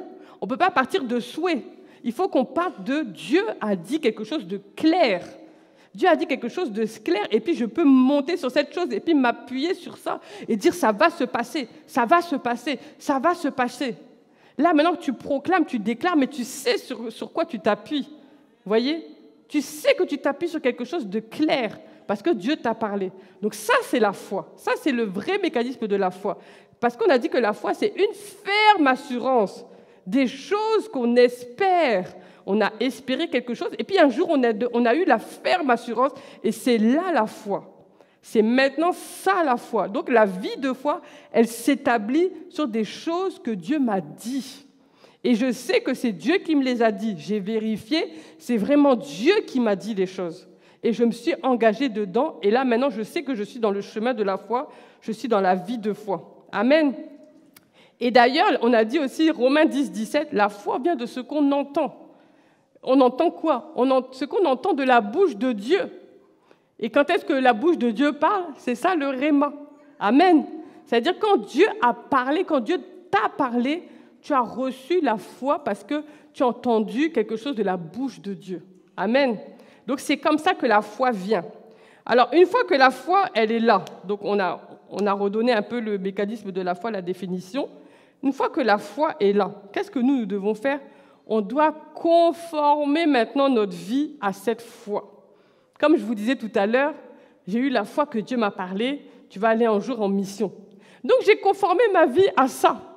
Dans mes choix de vie, j'ai pris en compte le fait qu'un jour j'allais partir. J'ai tellement pris en compte que dans l'église où je suis arrivée, après avoir commencé à travailler, je ne voulais même pas m'engager dans l'église. Et les gens disaient, mais engage-toi. Je dis, non, moi je vais partir en mission. Moi j'ai cru que j'allais partir demain, quoi. Je dis, non, moi dans quelques temps, là, je suis plus avec vous. Hein. Je suis plus avec vous. Et je disais ça à tout le monde. Les gens, ils disaient, oh, mais celle-là, quelle orgueilleuse. Moi, je disais, non, moi, je vais partir en mission. Moi, je ne peux pas m'engager dans cette église. Je suis là, je viens au culte, mais je vais bientôt partir. Et puis, jusqu'un jour, Dieu m'a parlé, il m'a dit, mais est-ce que c'est moi, je t'ai dit que tu vas bientôt partir? Je t'ai dit, tu vas partir. Est-ce que je t'ai dit quand? Je dis, ah, non, Seigneur. Et il m'a dit, donc, calme-toi. Et puis, même ça, hein, il a fallu que je reçoive une prophétie à l'église. À l'époque, c'était un pasteur très âgé. Il est venu et puis il a donné une prophétie. Il a dit, toi, tu es dans l'église. Tu dis à tout le monde que tu vas partir. Mais moi, je te dis, pose tes valises. Là où tu es, travaille. Fais mon œuvre et tu verras ma gloire. J'ai dit, ah. Je savais que c'est Dieu qui m'avait parlé. Une grande église, hein. Mais ce jour-là, j'ai reçu la parole. Et à partir de ce jour-là, effectivement, j'ai arrêté de dire ça. Et puis, je me suis engagée.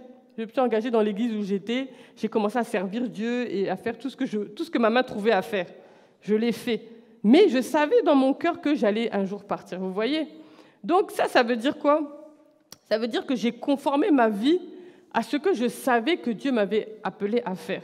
Moi, j'avais été trop loin même. Vous voyez, jusqu'à je ne voulais même pas faire quelque chose. Mais j'ai conformé ma vie à ce que Dieu avait dit.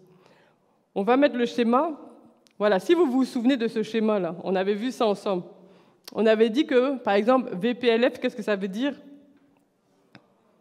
Voir par la foi, parler par la foi, agir par la foi, marcher par la foi, travailler par la foi, écouter par la voix, et même penser la foi. Amen. C'est ça, conformer sa vie à la foi. Ça veut dire que maintenant, ce que tu as reçu, la foi que tu as, maintenant, elle va irradier tous les domaines de ta vie. Tu ne vas pas penser n'importe quoi. Vous voyez? Tu ne vas pas t'imaginer, je vais finir ma vie toute seule, je ne vais jamais me marier, il va m'arriver ceci. Non, même dans tes pensées, tu te vois avec tes enfants, tu te vois avec ton mari. Vous voyez? Vous allez conformer votre vie à votre foi. Et c'est ça qu'on appelle la vie par la foi. C'est-à-dire que ta foi, maintenant, ce n'est pas la vie qui te dit comment tu dois vivre, mais c'est ta foi qui impacte maintenant ta vie et c'est ta foi qui te dit comment vivre, comment penser, comment agir, comment marcher. Tout ça par ta foi. C'est ta foi qui va être le moteur. Et c'est pour ça qu'on dit vie par la foi. Parce que c'est ta foi maintenant qui va être ta source de tout ce que tu vas faire, qui va t'inspirer tout ce que tu vas faire. Même si tu veux faire un voyage, tu vas demander « Ah Seigneur, est-ce que c'est ta volonté? Est-ce que ça c'est ce que tu as prévu ?» Il va dire « Oui, vas-y, j'y vais. » Ça veut dire que le chrétien, il n'est plus maître de lui-même. Quand on s'est converti, on a dit quoi? « Jésus soit mon Seigneur et mon Sauveur. » Qu'est-ce que ça veut dire « Soit mon Seigneur » Ça veut dire que sois le maître. Ça veut dire toutes les décisions là, que j'ai à prendre dans ma vie, à partir d'aujourd'hui, je te les remets. Je ne décide plus de rien. C'est le Seigneur. Avant, autrefois, là, le Seigneur, il avait droit de vie ou de mort sur ces sujets. Nous, on a dit à Jésus, sois mon Seigneur. Mais souvent, on a dit ça comme ça, mais on n'a pas réalisé. Sois mon Seigneur Jésus. C'est-à-dire, Jésus décide tout pour toi. Même ton mariage, il va décider à ta place. Vous voyez ? Le jour où on m'a dit ça, j'ai dit, c'est comme ça ici. Elle m'a dit, oui, maintenant tu es chrétienne, c'est Dieu qui choisit ton mari. J'ai dit, bon ? Dis donc, c'est du sérieux ici. Et j'ai dit, et puis j'ai rigolé, j'avais 18 ans. J'ai dit, j'espère que ça ne va pas prendre 10 ans non plus. Ça a pris 10 ans. Ça a 28 ans, je me suis mariée. C'est comme si Dieu m'a fait de l'humour. Il a dit, ok, c'est comme tu as dit là. C'est ça que tu vas vivre justement. Vous voyez ? Mais c'est parce que j'ai dit, Seigneur, c'est ta volonté. C'est ta volonté. On m'a dit que c'est toi qui choisis. Donc choisis pour moi. Parce que ton choix sera le meilleur. Amen. Donc c'est ça. Donc la vie par la foi, c'est on conforme notre vie à tout ce que Dieu nous dit. Ça veut dire on écoute Dieu. Et ça, toute notre vie chrétienne, c'est d'écouter la voix de Dieu. Qu'est-ce que Dieu dit ? Qu'est-ce que Dieu veut ? Qu'est-ce que Dieu dit ? Qu'est-ce que Dieu veut ? Et la foi, c'est quoi ? Maintenant, j'agis. J'écoute et puis j'agis. Ce que Dieu m'a dit, maintenant, je pose les actes qui vont avec. Je fais les œuvres qui vont avec la foi. Amen. J'écoute et j'agis. Et ça, c'est vraiment le fondement de la vie de foi. On écoute et on agit. Mais pour écouter et puis pour agir comme ça, sur la base de ce que quelqu'un te dit, il faut avoir confiance en la personne. Il faut avoir confiance. Parce que c'est comme si tu es devenu un pantin. C'est lui qui décide tout. Mais si tu as une petite miette de manque de confiance, là, tu ne vas pas le faire. De temps en temps, vous savez, c'est comme le GPS. On dit non, moi je suis le GPS. Mais de temps en temps, là, les rebelles comme moi, là, on va dire, non, moi, j'écoute plus le GPS. Et puis, on prend nos voies. On décide de tourner à gauche. Pourtant, le GPS disait à droite. On dit, mais voilà, le GPS t'a dit d'aller à droite. Qu'est-ce que toi, tu réfléchis autre chose ? Non, mais je sens que c'est à gauche. Le GPS, là même, il se trompe. Vous voyez, on est comme ça avec Dieu. Dieu, il te montre le chemin. Il te dit pas à pas. Tout ce que tu as à faire, c'est l'écouter, le suivre. Mais, de temps en temps, nous-mêmes, on dit, non, laisse. Moi-même, je vais conduire. Je sais où il faut aller, Seigneur. T'inquiète pas, suis-moi. C'est pas comme ça. C'est comme ça. Et là, le Seigneur, tous les anges, le Seigneur, tout le monde balance sa tête et dit, et là, vraiment, elle nous fatigue. Au lieu de nous écouter seulement, bon, allons-y avec elle. On va la rattraper au prochain carrefour et puis la ramener sur le chemin. C'est comme ça. On est là, on fatigue le Seigneur parce que tout ce qu'il nous demande de faire, c'est de lui faire confiance. De lui faire confiance, comme des enfants, comme des aveugles qui suivent le chien. Nous, on doit suivre notre Seigneur, aveuglément, la confiance totale en Dieu. Mais pour avoir cette confiance, on a besoin d'avoir des certitudes. Amen. On a besoin d'avoir des certitudes. Alors, vous voyez, comme ce monsieur-là, il a une confiance aveugle. Bon, lui, ce n'est pas le Seigneur, c'est en sa capacité, mais nous, on doit avoir cette même confiance aveugle dans le Seigneur. Mais pour ça, ce n'est possible que si vraiment on a une connaissance de Dieu, mais j'ai envie de dire une connaissance révélationnelle. Ça veut dire que tu dois en arriver à une connaissance de Dieu qui fait que même si Dieu ne t'a pas même parlé, si on te dit quelque chose, tu sais reconnaître la main de Dieu dedans. Tu sais reconnaître la marque de Dieu. Vous savez, il y a des choses, on peut vous dire. Quelqu'un vient vous parler comme ça, et puis il dit, voilà, il m'est arrivé telle chose et telle chose. Mais à ce moment-là, si vous connaissez Dieu, en vous, il y a quelque chose qui va faire écho. Même quand vous rencontrez des gens, il y a quelque chose qui va faire écho en vous. Vous allez dire, la personne, là, effectivement, elle est chrétienne. Vous ne savez pas rien de la personne. Vous savez, il y a des gens, ils peuvent venir vous parler. Ils vont dire que je suis ton frère, je suis ton frère. Tu n'es pas mon frère. Vous voyez ? Parce qu'en vous, vous sentez que la personne n'est pas votre frère. C'est vrai ou c'est pas vrai ? C'est vrai. Parce que le Saint-Esprit en vous, il vous donne de reconnaître le Saint-Esprit dans quelqu'un d'autre. Et c'est la même chose aussi pour les paroles de Dieu. Ça veut dire, il y a des fois vous allez entendre quelque chose, vous allez reconnaître la marque de Dieu dans ce qu'on vous raconte. Ou alors, vous n'allez pas reconnaître la marque de Dieu dedans. On va vous dire, oui, il y a un groupe qui a fait ci, ça, leur pasteur a dit de faire ça, ils ont fait tout. En vous, quelque chose vous dit, ça, c'est pas Dieu qui peut demander de faire ça. Vous voyez? Ça, c'est pas Dieu qui peut demander de faire ça. Moi, mon Dieu, comme des fois, des gens qui vont dire, ah, moi, j'ai fait ça, j'ai fait tout ça pour Dieu, j'ai fait tout ça pour Dieu, et puis Dieu n'a pas fait. À ce moment-là, vous devez dire, moi, mon Dieu n'est pas comme ça. Moi, mon Dieu n'est pas comme ça. Le Dieu que je connais n'est pas comme ça. Il ne fait pas ce genre de choses.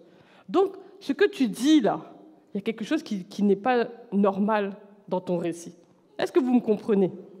Ça veut dire qu'on doit avoir une telle connaissance de Dieu qu'on doit pouvoir discerner ce qui vient de Dieu, ce qui ne vient pas de Dieu. Plus on connaît Dieu, plus votre discernement va grandir. Amen.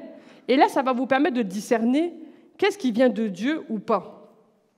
Quand on dit, par exemple, qu'il faut avoir une confiance totale en Dieu pour vivre par la foi. Vous savez, le mariage, souvent on prend l'exemple du mariage, parce que le mariage, ça vient de Dieu. Quand nous, on a rencontré le Seigneur et puis on a dit oui à Dieu, c'est comme si on s'était marié à Dieu. Vous voyez? Et c'est un exemple qui est terne, parce que c'est plus profond même encore que ça. Mais c'est comme si on s'était marié à Dieu. Quand on se marie avec quelqu'un, moi je suis mariée, vous savez, même si vous arrive quelque chose, même si vous ne vous entendez pas dans votre couple, peu importe, vous êtes mariés, vous êtes partis chez le maire, on a signé, on a écrit, tout s'est fait, le mariage a été fait carré. Si vous arrive quelque chose, vous ne pouvez plus parler. On voit que votre situation, vraiment, c'est difficile. Est-ce que ça vaut le coup vraiment de vous ranimer? À qui on va demander? On ne va pas demander à vos parents, hein? On ne va pas demander à vos parents, on va demander à votre conjoint. Est-ce qu'il est d'accord qu'on vous réanime? Est-ce qu'il est d'accord qu'on débranche les machines? Et c'est votre conjoint qui va répondre. Imaginez, votre conjoint que vous vous fightez tous les jours, là.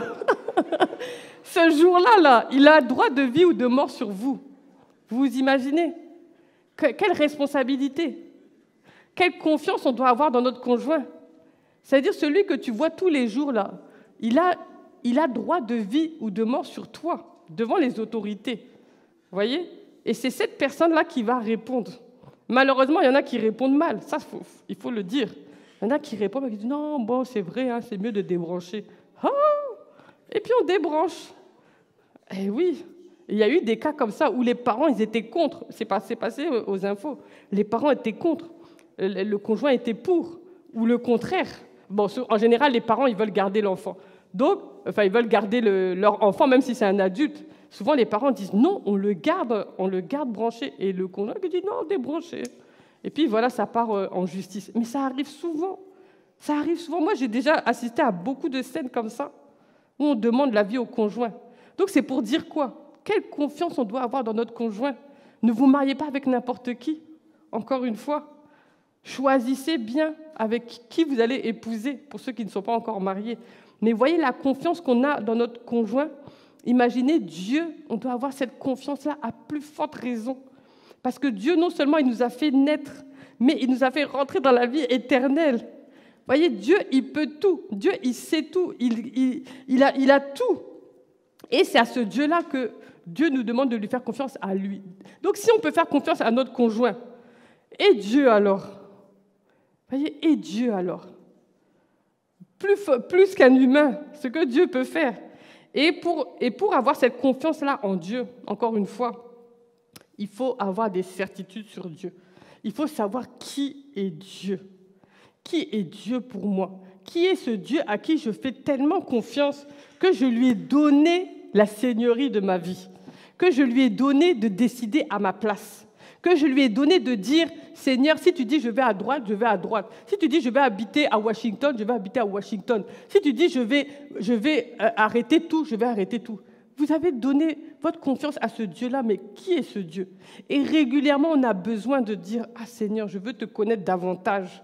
Je veux avoir des certitudes sur qui tu es. » Et les certitudes, elles viennent d'où? Elles viennent de quand on médite la parole. Plus on médite la parole, plus on voit la profondeur de Dieu. C'est profond, ça devient de plus en plus profond. Plus tu mets tes regards sur la parole, et plus tu vas découvrir la profondeur de Dieu. Et aussi, ça vient de, deuxième chose, l'expérimentation. Parce que tu lis des choses, tu vois des choses, mais après tu vis des choses. Et tu vois que ce que tu vis, ça correspond à ce que la parole de Dieu dit.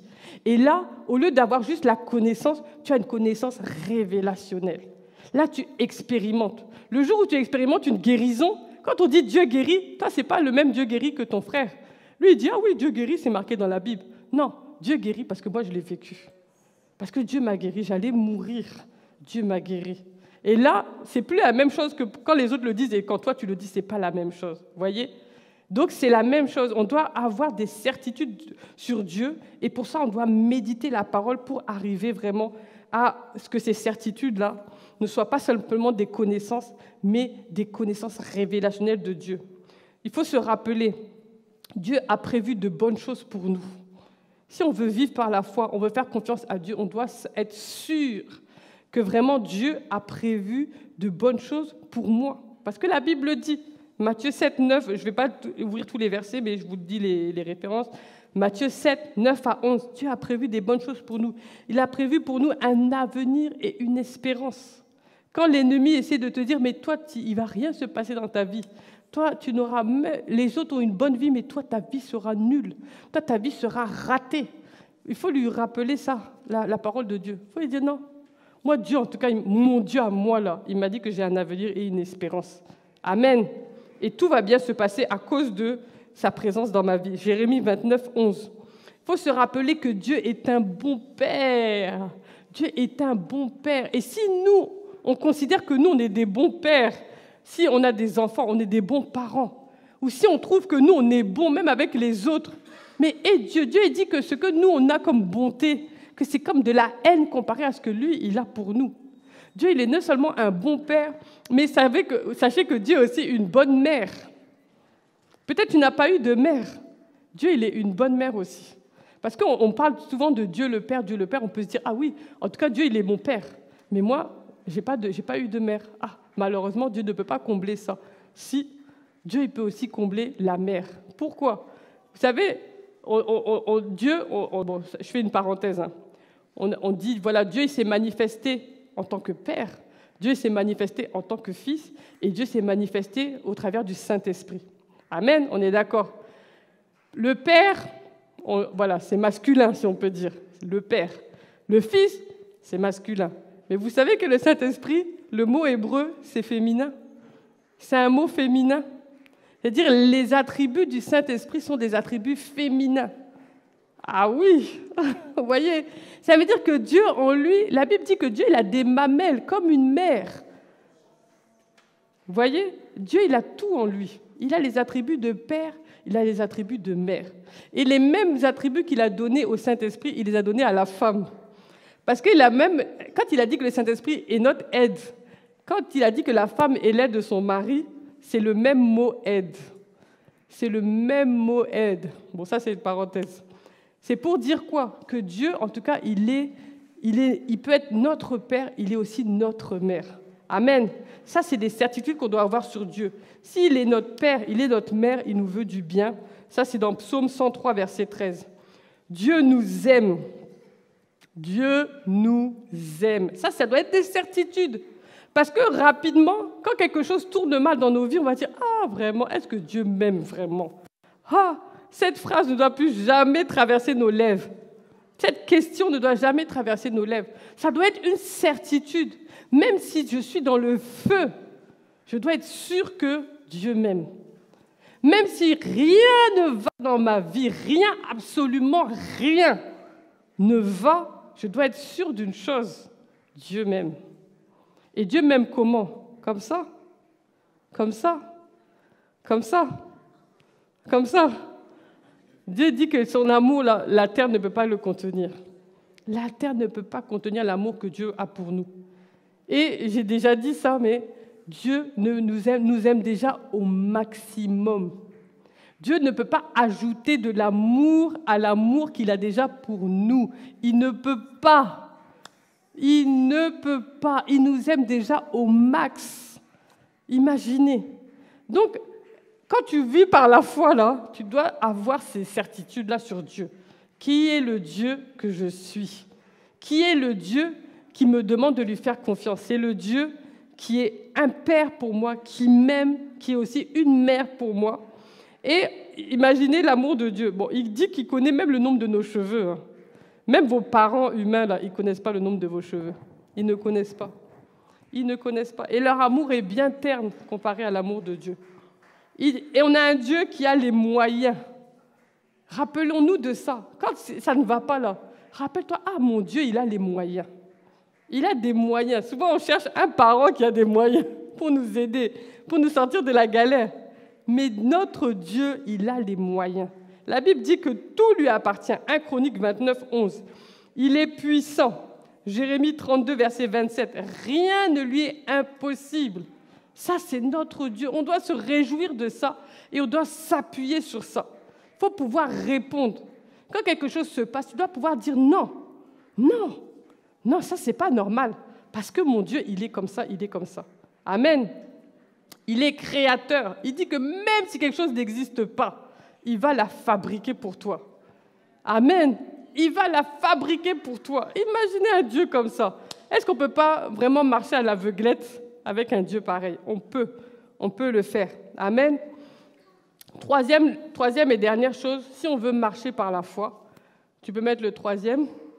On a dit qu'on doit vivre par la foi, c'est possible seulement si on a une connaissance de Dieu, si on a des certitudes sur lesquelles s'appuyer, mais aussi la vie par la foi, c'est une vie qui ne dépend pas des circonstances.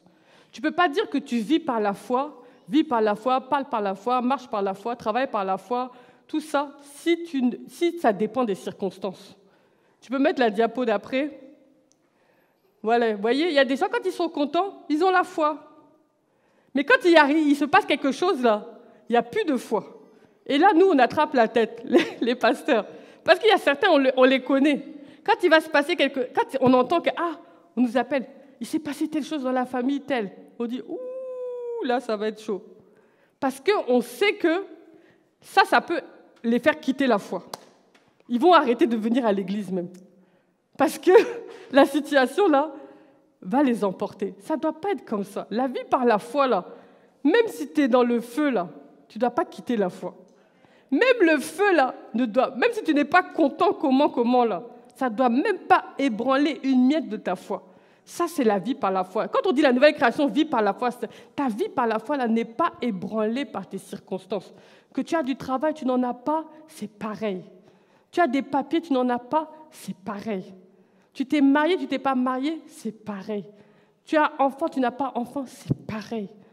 Voyez? Tu es en bonne santé, tu es malade, c'est pareil. Ta vie par la foi ne doit pas dépendre des circonstances. C'est ça la vie par la foi de la nouvelle création. C'est dire tu vis par la foi, pourquoi? Parce que tu es né dans un royaume et que dans ce royaume, c'est ta manière de vivre. C'est ta source de vie, la foi. C'est par ça que tu vis, que tu respires, que tu avances, que tu fais tout. Donc, ce n'est pas les circonstances qui dictent ta foi, mais c'est ta foi qui dicte tes circonstances de vie, qui oriente ta vie, qui oriente tes choix. Amen. Donc, en dépit des circonstances. Et quand vous lisez dans Habakkuk, Habakkuk 2, verset 4, on va prendre ce dernier verset pour terminer. Habakkuk 2, verset 4. Tu peux l'afficher, s'il te plaît? On voit que Habakkuk, en fait, il faut voir Habakkuk, qu'est-ce qui se passe? C'est un prophète de Dieu. On l'appelle, il fait partie du groupe des petits prophètes. C'est des gens à qui Dieu s'est adressé à un moment donné et puis leur a donné un message. Habakkuk, lui, le message qu'il a reçu, à ce moment-là, le peuple d'Israël, à son époque, ils étaient en train de faire du n'importe quoi. Et Dieu a dit à Habakkuk, à cause de tout ce qu'ils font là, je vais aller chercher un peuple, le peuple des Babyloniens, les Chaldéens, je vais aller les chercher, eux. Ils vont venir frapper Israël. Ça, c'était le message que Dieu lui a donné. Ils vont venir exercer mes jugements. Je vais permettre, ce n'est pas que Dieu va prendre leurs mains taper, hein, mais Dieu va ôter sa main de protection sur Israël et on va dire les méchants, les Babyloniens de l'époque, là, vont venir frapper Israël. Et Habakkuk qui dit, mais Seigneur, ça c'est trop injuste. Eux, là, ils sont plus méchants même que nous. Tout ce que nous, on fait comme mal, là, eux, ils font ça plus que nous. Et c'est eux qui vont venir encore nous écraser. Ça, là, c'est injuste. Et Dieu dit, attends. Alors, voici, son âme, c'est... Voilà, ça, c'est Dieu qui parle. Il dit, voici, son âme s'est enflée, elle n'est pas droite en lui, mais le juste vivra par sa foi. Pourquoi il dit ça? Avance le verset d'après. Encore après. Bon, je vais prendre la parole parce que je ne vois pas le contexte. Habakkuk 2, verset 4. Voilà, et c'est au verset 2, je me suis trompée. Au verset 2, Dieu lui dit, l'Éternel adressa la parole et il dit, écris la prophétie, grave-la sur des tables, afin qu'on la lise couramment. C'est une prophétie dont le temps est déjà fixé. Elle marche vers son terme. Elle ne mentira pas. Si elle tarde, attends-la, car elle s'accomplira. Elle s'accomplira certainement. Et c'est là maintenant que vient le verset. Voici, son âme s'est enflée. Elle n'est pas droite en lui, mais le juste vivra par sa foi.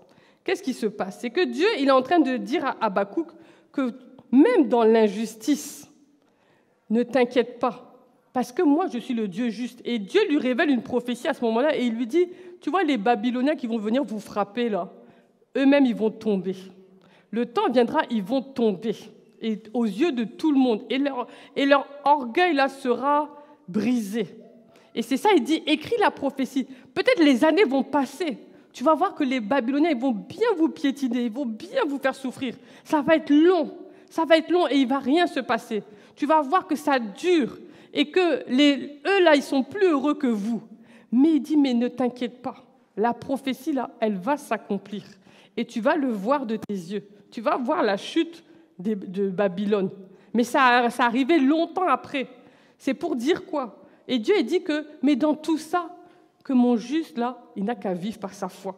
Qu'est-ce que ça veut dire? Ça veut dire que même dans l'injustice totale, peut-être tu vois, il y a des choses qui sont injustes autour de toi. Et tu dis, mais Seigneur, comme Habakkuk, tu dis, jusqu'à quand?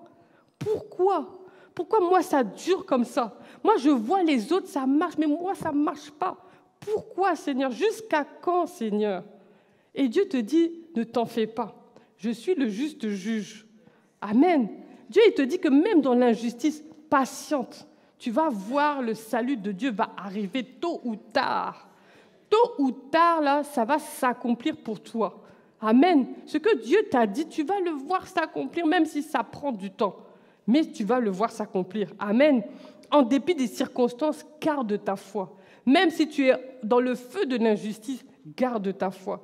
Si tu es dans le feu des difficultés financières, la maladie, le deuil, garde ta foi. Que ta vie par la foi ne soit même pas, que ce soit même pas comme un vent, que même le vent là ne puisse même, vous savez quand un vent passe et puis quelque chose est ébranlé, que même le vent des problèmes ne puisse même pas ébranler même une miette de ta foi. Sois convaincu de ça, déclare-le, décide-le pour toi. Dis que quel que soit ce qui m'arrive, ça ne va jamais ébranler ma foi. Sois ferme sur ça. Et c'est ça la vie de la nouvelle création. Ne laisse pas que tes circonstances puissent entacher même une miette de ta foi. Sois fier de la foi, de la vie de foi que Dieu t'a donnée. Elle a coûté très cher à Dieu. Elle a coûté très cher.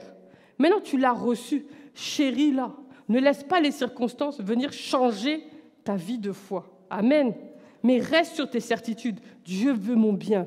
Dieu sait ce qui est bon. Dieu, il est mon Père. Dieu, il peut tout. Dieu, il est puissant. Dieu, il a les moyens. Dieu veut mon bien. Il a un avenir, une espérance pour moi. Reste sur ça et refuse que toutes les situations puissent altérer ta vie de foi. Amen. Et même si ça dure, comme il a dit à Habakkuk, même dans le temps, même si ça prend 10 ans, comme moi j'ai dit, j'espère que ça ne va pas durer 10 ans, ça va durer 10 ans. Même si ça va prendre 10 ans, ça n'a qu'à prendre 10 ans. Mais Dieu fera sa volonté. Amen. Amen. On va se tenir debout. Donc, on a vu ensemble qu'est-ce que c'est que la vie par la foi. Tu peux mettre la diapositive de conclusion. On a vu ensemble qu'est-ce que c'est la vie par la foi. Bon, ça, ce n'était pas ma conclusion. C'était une diapo de autre part. Voilà. Donc, on a vu que la vie par la foi n'est pas la présomption. La vie par la foi n'est pas le contraire des œuvres. Ce n'est pas parce qu'on a la foi qu'on ne doit pas faire des œuvres dans tous les domaines, que ce soit la santé, les projets, etc. On a vu que la foi, c'est une ferme assurance qui se base sur ce qu'on a reçu de Dieu. Ça ne se base pas sur les souhaits, ça ne se base pas sur les sentiments. La foi, c'est une ferme assurance qui est basée sur ce qu'on a reçu de Dieu. On a vu que la foi, elle agit, elle se démontre, elle se vit. Donc VPLF, vit par la foi. Pour retenir, VPLF, je vis par la foi, parce que je suis une nouvelle création. La vie par la foi est possible à condition qu'on ait des certitudes sur Dieu, parce que qui dit vie par la foi, ça veut dire que tu laisses Dieu te conduire, tu laisses Dieu être ton Seigneur, et pour lui donner la seigneurie de ta vie, il faut que tu aies des certitudes sur Dieu. Et enfin, on a vu que la vie par la foi ne doit pas dépendre de nos circonstances. Si on dit qu'on vit par la foi, les circonstances de nos vies ne doivent pas altérer notre foi. Amen. Donc je pense qu'on a fait le tour un peu de qu'est-ce que c'est la vie par la foi, par la grâce de Dieu. Alors on va élever la voix, on va prier. Si quand tu as entendu toutes ces choses et puis tu compares avec ce que tu vis, tu vois que dans ta vie de foi, tu as vacillé. Dans ta vie de foi, tu as laissé des choses venir empiéter ta foi. Tu as laissé des choses venir éteindre ta foi même. Tu as laissé des choses venir te faire croire les mensonges de l'ennemi plutôt que de croire la vérité de Dieu. Alors on va baisser la tête, on va prier, on va demander au Seigneur vraiment de nous secourir. Si Dieu nous donne une parole, c'est parce qu'il veut nous secourir, il veut nous fortifier, il veut nous ramener sur les chemins, les bons chemins. Nous étions peut-être sur des chemins de traverse, mais Dieu nous ramène sur le bon chemin de la foi. Parce qu'il a dit que sans la foi, on ne peut pas lui être agréable. Élevons la voix, prions tous ensemble. Oh oui, Seigneur, mon Dieu, nous te disons merci. Oui, nous te rendons grâce de ce que ce matin, Seigneur, tu nous as parlé. Oui, ce matin, Seigneur, tu as voulu t'adresser à nos cœurs pour que nous puissions revenir sur le chemin de la foi, sur le chemin de la vie par la foi. Oh Seigneur, nous implorons ta grâce ce matin. Seigneur, pour que tu nous ramènes sur le chemin de la foi, sur le bon chemin, Seigneur. Oui, nous voulons être agréables. Seigneur, nous ne voulons pas vivre selon nos circonstances. Nous ne voulons pas, Seigneur, faire des choses sans toi. Seigneur, mais nous voulons vivre vraiment ta seigneurie dans nos vies. Nous voulons vraiment, Seigneur, marcher à ta voix, marcher à ton écoute, marcher selon tes directions. Seigneur, chérir ce que tu nous as dit déjà, Seigneur, et y croire jusqu'au bout, et y croire quel que soit le temps, et y croire quelles que soient les circonstances. Nous appuyer sur tes paroles, Seigneur, pour vivre. Oui, nous voulons vivre de tes paroles. Nous voulons vivre de ton action dans nos vies. Merci, Papa, parce que tu es bon pour nous. Oui, nous déclarons, Seigneur, nous reconnaissons que tu es un bon Père. Tu es un bon Père qui aime tellement ses enfants, qui a tout donné pour nous. Tu as tout donné pour nous. Tu as tout fait pour nous. Tu as tout accompli pour nous. Tu as créé la terre, Seigneur, pour nous, pour tes nouvelles créations que nous sommes. Oh, merci, Papa, parce que tu as donné Jésus pour nous. Oh, Seigneur, tu as tout accompli. Oh, Seigneur, à cause de cela, qu'est-ce que tu ne nous donneras pas de plus? Qu'est-ce que tu vas nous refuser alors que tu nous as déjà donné le meilleur? Oh Seigneur, je te dis merci de ce que ce matin, Seigneur, oh, je me réengage sur le chemin de la foi. Seigneur, je me réengage dans la vie par la foi. Seigneur, je délaisse, Seigneur, la vie par les sens. Je délaisse la vie par ce que je vois, la vie par les circonstances de ma vie. Non, je reviens, Seigneur, à la vie par la foi. Par ta grâce, Seigneur. Oh, soutiens-nous. Soutiens-nous. Nous voulons être, Seigneur, ces chrétiens forts. Nous voulons être ces chrétiens matures. Oh, qui ne sont pas ébranlés par les circonstances de la vie, mais qui sont fermes dans leur foi. Merci, Seigneur, que tu nous aides. Merci, Seigneur, que tu nous soutiens. Merci que tu nous fortifies au travers de ta parole. Que toute la gloire te revienne encore pour tes œuvres dans nos vies. Dans le nom de Jésus. Amen. Amen. Amen. Amen. Donc nous remercions les internautes qui nous ont suivis. Je ne sais pas si Pasteur il veut dire un mot ou pas. Non? D'accord. Si vous avez des besoins de prière ou vous vous sentez mal dans votre corps, vous pouvez avancer au premier rang, on va prier pour vous. Amen. Voilà, il y a des temps de compassion. Tous les dimanches, n'oubliez pas, ne repartez pas avec un besoin. Si vous avez un fardeau, un besoin précis,